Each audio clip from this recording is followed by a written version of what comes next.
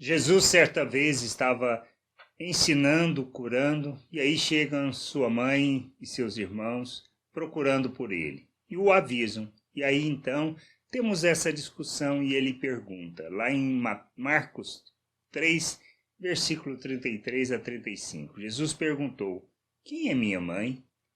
E quem são meus irmãos? Aí olhou para as pessoas que estavam sentadas à volta dele e disse: Vejam, aqui estão a minha mãe e os meus irmãos, pois quem faz a vontade de Deus é meu irmão, minha irmã e minha mãe. Este é o aspecto que a gente precisa ter um discernimento claro, fazer a vontade de Deus, buscar o conhecimento dessa vontade, amadurecermos, santificarmos o nosso proceder para que a gente viva dentro da vontade de Deus. O reino de Deus se trata disto. Não são aspectos simplesmente de obediência a regras, mas de entendimento que fazemos parte de um corpo, que somos a família de Deus, que somos o povo de Deus. Somos chamados para vivermos o reino de Deus, como uma família, como um só povo, com um só propósito, e a gente precisa compreender isso. A nossa vida não se trata de momentos religiosos. Não se trata de momentos aonde nos colocamos a cantar, a ouvir ou a dar, a ministrar uma palavra de ensino. Não se trata só disso. Isto faz parte da nossa vida. Mas vivermos o reino de Deus é algo que nós vivemos de forma íntegra, plena, total, completa. E isso que a gente precisa entender. Por isso, fazer parte do reino de Deus é fazer parte da família de Deus, e fazer parte da família de Deus é viver na vontade de Deus. Como a gente vive isso?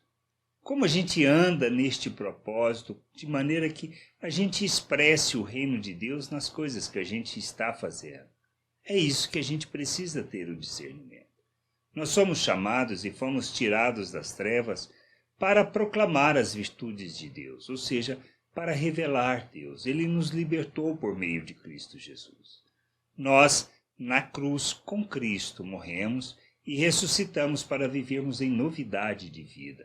Isso quer dizer vivermos segundo os valores eternos do reino de Deus. E a gente precisa compreender que a gente vive o reino de Deus quando nós, de fato, buscamos o conhecimento da vontade de Deus, buscamos o conhecimento de Deus, para que, entendendo e compreendendo o que Ele fez por nós, nós possamos expressar a nossa gratidão de forma plena, total, absoluta, nos comprometendo com a sua vontade. Isto está a maturidade, isto está em viver de forma plena, isto está em fazer parte da família de Deus, ser o povo de Deus, viver dentro da vontade de Deus.